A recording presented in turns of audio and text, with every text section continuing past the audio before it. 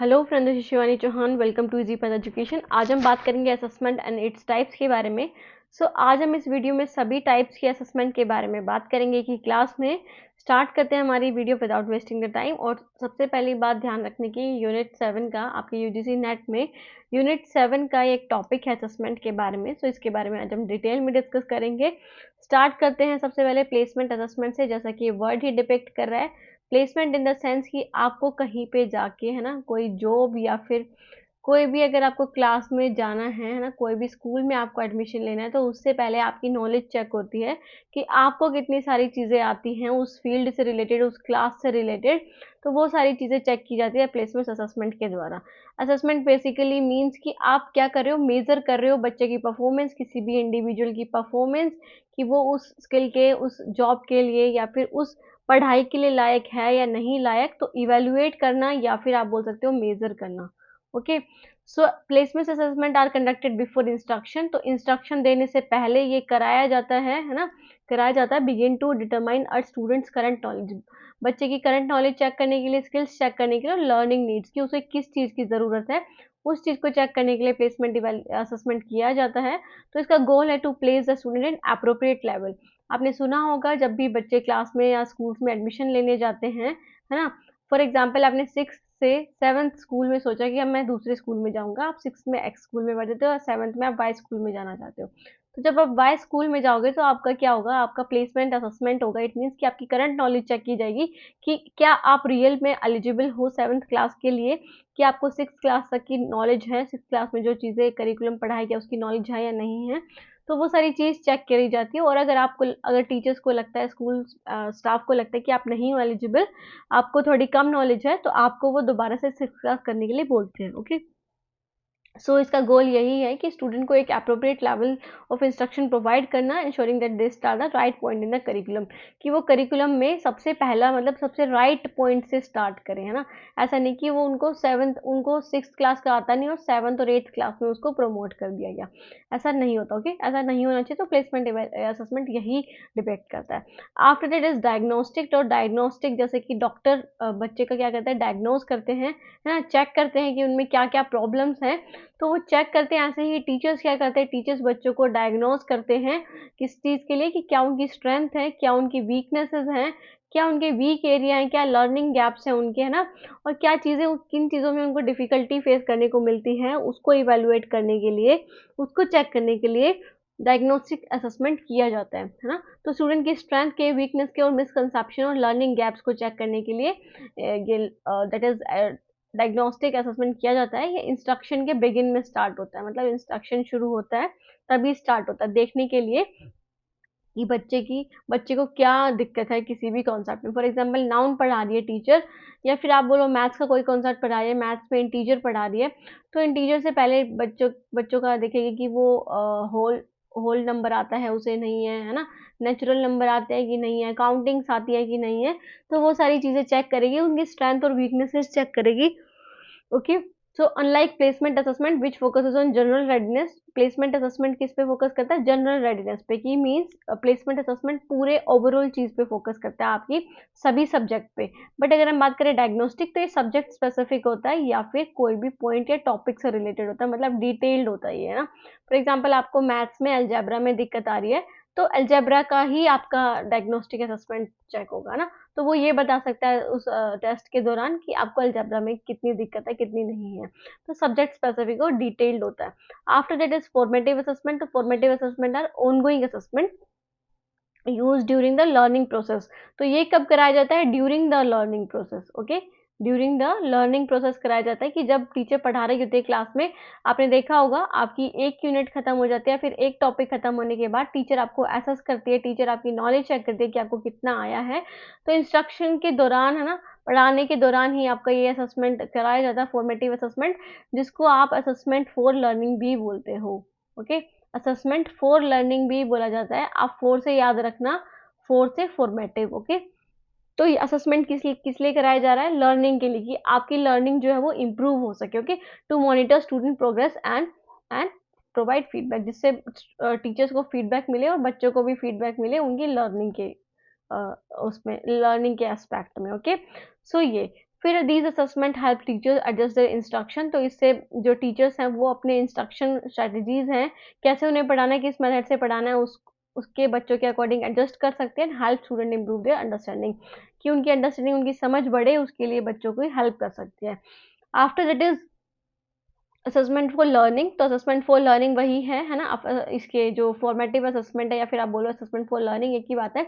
इनके कुछ एग्जांपल्स है, जैसे क्विज के थ्रू, इनफॉर्मल टेस्ट के थ्रू, मतलब आपसे एक टॉपिक कराने के बाद आपसे पूछ लिए सारे क्वेश्चंस, है ना, कुछ क्वेश्चंस पूछ लिए। तो ऐसे test, teachers observation, teacher observe कर रही है आपको, देख रही है कि आप कितना पढ़ रहे हो, कितना, मतलब आपको एक तरह से असेस ही कर रही है, आपको इवेल्युएट ही कर रही है। एग्जिट टिकट्स के दौरान, है ना, या फिर पीयर एंड सेल्फ असेसमेंट से असेसमेंट फॉर लर्निंग कर सकते हैं, और फॉर्मेटिव फीडबैक से, ओके, कि क्लास के दौरान, इंस्ट्रक्शन के दौरान ही आपसे फीडबैक ले लेंगे टेस्ट के जरिए। उसके बाद आता है समेटिव असेसमेंट। तो समेटिव असेसमेंट क्या होता है? Evaluate student learning at the end of the instruction period. तो बेसिकली कब होता है? एट द एंड ऑफ, जब आपका जो इंस्ट्रक्शन पीरियड है वो खत्म हो जाता है, मतलब तब आपका एक तरह से जो करिकुलम दिया होता है वो खत्म हो जाता है, वो एंड हो जाता है, तब समेटिव असेसमेंट कराया जाता है, जैसे कि यूनिट या फिर सेमेस्टर या फिर course, okay. To measure achievement against learning objective, कि जो लर्निंग ऑब्जेक्टिव टीचर बनाती है वो लर्निंग ऑब्जेक्टिव उसके अचीव हुए हैं कि नहीं, मतलब बच्चों को उतना आया है कि नहीं आया, उस चीज़ के लिए ये असेसमेंट कराया जाता है। बेसिकली समेटिव असेसमेंट को हम असेसमेंट ऑफ लर्निंग भी बोलते हैं, कि जो लर्निंग हुई है, of learning in the sense कि जो लर्निंग हुई है, जो बच्चों ने सीखा है, जो अधिगम हुआ है, उसके लिए असेसमेंट कराया जा रहा है ना। और फोर में क्या था कि लर्निंग के लिए कराया जा रहा था, और इसमें जो लर्निंग हुई है आपकी, उसके जो लर्निंग आपकी हुई है उसके, ठीक है, उसके लिए असेसमेंट है, ओके। सो ये एट द एंड ऑफ होता है to measure achievement against learning objective. तो बेसिकली एंड होता है ये, है ना, एंड होता है बच्चों की, इससे हमें ग्रेड्स पता चलते हैं, ठीक है। तो जैसे फाइनल एग्जाम या फिर स्टैंडर्डाइज टेस्ट, ओके, जैसे सेट्स या फिर national exam, end of the term project और रिसर्च पेपर, ओके, जब आपका रिसर्च पेपर, जब रिसर्च पेपर के लास्ट एग्जाम्स होते हैं रिसर्च में, तो वो सारे, और summative assessment like presentation and essay, okay, और report card and certification exams, तो ये सारे क्या हैं? ये सारे असेसमेंट ऑफ लर्निंग के पार्ट है। इट मीन्स कि समेटिव असेसमेंट के पार्ट है, ओके, जो आपका डिसाइड कर देता है, ग्रेड डिसाइड करता है कि आप पास हो या फेल हो, उस चीज को अगर डिपिक्ट कर दे तो इट मीन्स वो क्या है? वो है असेसमेंट ऑफ लर्निंग या फिर समेटिव असेसमेंट। उसके बाद आ जाता है इप्सेटिव असेसमेंट। इप्सेटिव असेसमेंट क्या होता है? Is a self referential type of assessment where a student current performance is measured या फिर compare to their own performance. तो इप्सेटिव असेसमेंट में क्या होता है कि स्टूडेंट खुद की ही परफॉर्मेंस को चेक करता है ना, स्टूडेंट खुद की ही प्रीवियस परफॉर्मेंस से अपनी करंट परफॉर्मेंस को चेक करता है, ये देखने के लिए कि उसमें कितना सुधार आया है, कितनी चीजें उसने अच्छी करी हैं, कहाँ पे उसको दिक्कत लग रही है, कहाँ पे उसको उसकी वीकनेस है ना, किस टॉपिक में वो बहुत ज्यादा अच्छा है, तो वो सारी चीजें चेक करने के लिए वो इप्सेटिव असेसमेंट होता है, स्टूडेंट खुद करता है, rather than to external standard और अदर स्टूडेंट से नहीं करता, ना ही एक्सटर्नल स्टैंडर्ड से करता, ओके। सिर्फ खुद की चेक कर रहा है प्रीवियस, आप बोल सकते हैं परफॉर्मेंस से अपनी प्रेजेंट परफॉर्मेंस को।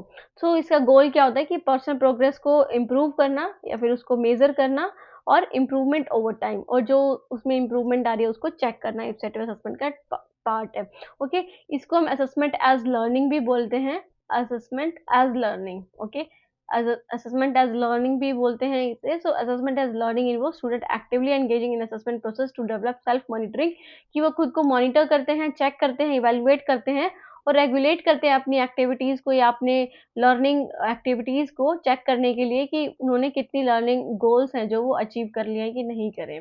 So it focus on Meta cognition, कि बच्चे इसमें मेटा कॉग्निशन पे फोकस करते हैं। इट मीन्स कि वो खुद के दिमाग को ही बार बार देखते हैं, खुद के दिमाग को ही सोचते हैं, या फिर खुद ही के टेस्ट को रिकॉग्नाइज करते हैं कि उन्होंने क्या चीजें मिस्टेक करी हैं, है ना, क्या चीजें मिस्टेक करी हैं, क्या चीजें उनकी जो है वो स्ट्रेंथ है, किन चीजों में वो बहुत ज्यादा अच्छे हैं, तो वो सारी चीजें चेक करते हैं, जिससे स्टूडेंट जो है अपने आप को रिफ्लेक्ट करता है, अपने ऊपर चिंतन करता है ना, सेल्फ रिफ्लेक्शन करता है, और take responsibility of their own learning, जिससे वो अपनी खुद लर्निंग की खुद ही रिस्पॉन्सिबिलिटी ले सके, ओके। सो ये, इसको हम कंपैरिजन में पढ़ लेते हैं इनको, है ना। तो प्लेसमेंट जो असेसमेंट होता है वो बिफोर लर्निंग होता है, डायग्नोस्टिक भी बिफोर लर्निंग होता है, और फॉर्मेटिव ड्यूरिंग लर्निंग होता है, और समेटिव आफ्टर लर्निंग किया जाता है।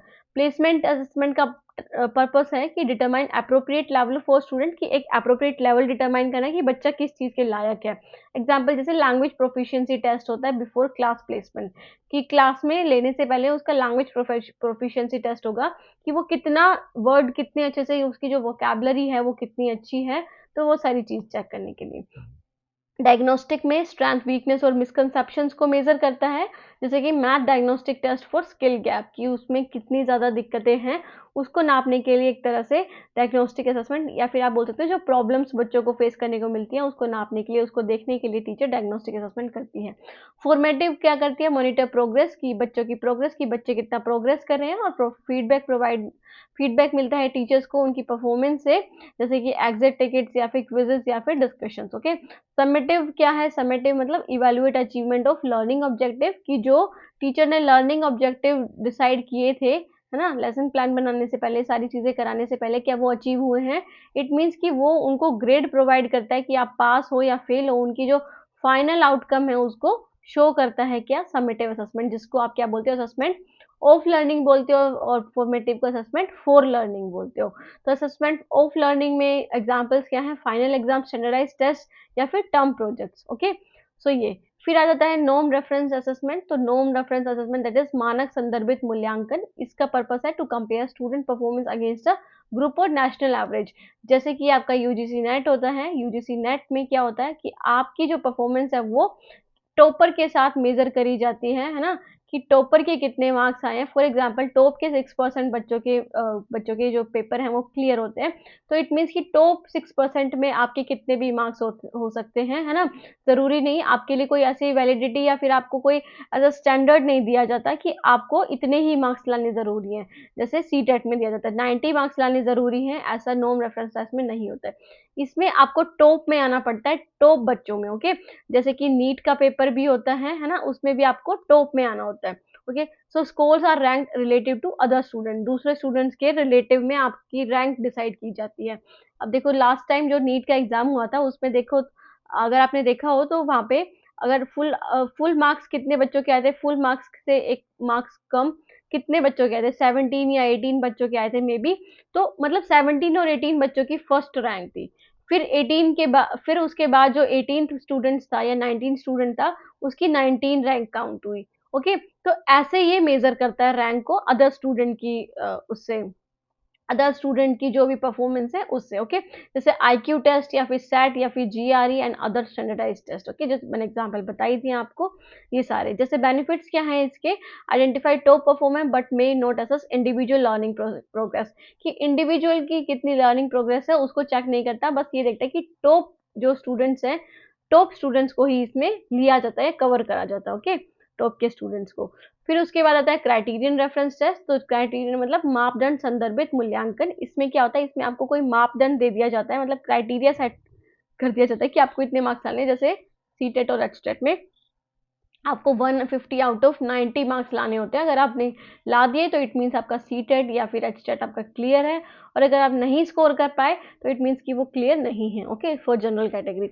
सो it to measure a student performance based on a fixed set of criteria on standard rather than comparing to other, कि आपको कंपैरिजन नहीं करा जाता किसी और स्टूडेंट से, आपको सिर्फ वो जो क्राइटेरिया होता है उससे आगे जाना होता है ना। जैसे कि आपके स्कूल के एग्जाम भी हैं, 33% से अगर आप आगे हो तो इट मीन्स कि आप पास हो, और अगर 33% से पहले हो तो इट मीन्स आप फेल हो। ओके, तो मतलब क्राइटेरिया सेट कर रखा है 33%, आपको उतने लाने हैं। A student must achieve a specific score और मास्टरी लेवल टू पास। जैसे कि ड्राइविंग लाइसेंस टेस्ट, उसमें कुछ मार्क्स चाहिए होते हैं आपके लिए ना, बोर्ड एग्जाम्स या फिर आईलेट्स, है ना, जो लैंग्वेज प्रोफिशिएंसी टेस्ट होता है, international language English language test. Okay, so ये फिर बेनिफिट्स क्या है, major actual learning and skills rather than relative performance, कि रिलेटिव परफॉर्मेंस को मतलब दूसरे स्टूडेंट से कंपैरिजन नहीं करता है, बच्चों की एक्चुअल लर्निंग को मेजर करता है ना, कि बच्चों ने कितनी लर्निंग की है। ओके, कितना उन्होंने सीखा है चीजें। तो ये थे बेसिकली जो मेन टाइप्स ऑफ असेसमेंट है जो आपके पेपर में पूछे जाते हैं। इसके अलावा पीयर असेसमेंट भी है, जिसमें बच्चे क्या करते हैं, अपने जो फ्रेंड्स होते हैं, अपने जो आप बोल सकते हो क्लासमेट्स होते हैं, उनसे अपनी परफॉर्मेंस को इवैल्यूएट करते हैं, असेस करते हैं, देखते हैं कि हम उनसे कितना आगे हैं, कितने पीछे हैं।